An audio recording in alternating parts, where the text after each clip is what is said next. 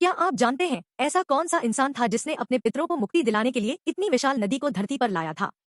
एक बार की बात है, अयोध्या के राजा सगर ने अश्वमेध यज्ञ किया। इस यज्ञ में राजा सगर के 60,000 पुत्र थे। जब यज्ञ का घोड़ा खो गया तो सभी पुत्र उसे ढूंढने निकले। उन्होंने देखा कि घोड़ा पाताल लोक में महर्षि कपिल मुनि के आश्रम में है, लेकिन महर्षि कपिल ध्यान में थे और उन्हें लगा कि घोड़ा उन्हीं ने चुराया है। 60,000 पुत्रों ने बिना सोचे समझे महर्षि कपिल पर हमला कर दिया।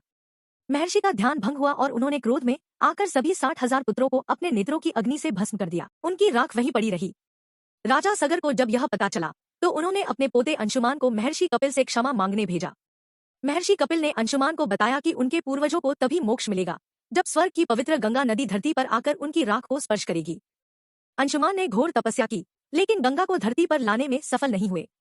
उनके बाद उनके पुत्र दिलीप ने भी तपस्या की, लेकिन वे भी सफल हो पाए। फिर उनके वंश में राजा भगीरथ का जन्म हुआ। उन्होंने अपने पूर्वजों को मोक्ष दिलाने की ठान ली। भगीरथ ने हिमालय में जाकर हजारों सालों तक घोर तपस्या की। उनकी तपस्या से प्रसन्न होकर ब्रह्मा जी ने उन्हें दर्शन दिए और गंगा को धरती पर भेजने का वरदान दिया। लेकिन गंगा का वेग इतना तेज था कि वह सीधा धरती पर आ जाती तो पूरी पृथ्वी नष्ट हो जाती।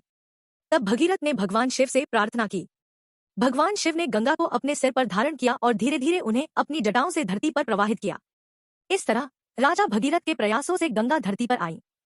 भगीरथ गंगा को अपने पीछे पीछे लेकर चलते रहे और गंगा उनके पीछे पीछे चलती रही।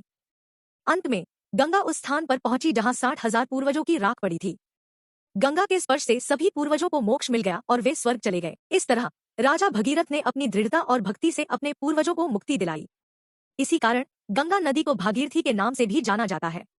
अगर आप भी सनातन धर्म का सम्मान करते हैं और मानते हैं कि सबसे बड़ा सबसे प्राचीन है, तो हमारे चैनल को सब्सक्राइब करें, वीडियो को लाइक करें और कमेंट में जय गंगा मैया लिखकर अपनी श्रद्धा दिखाएं।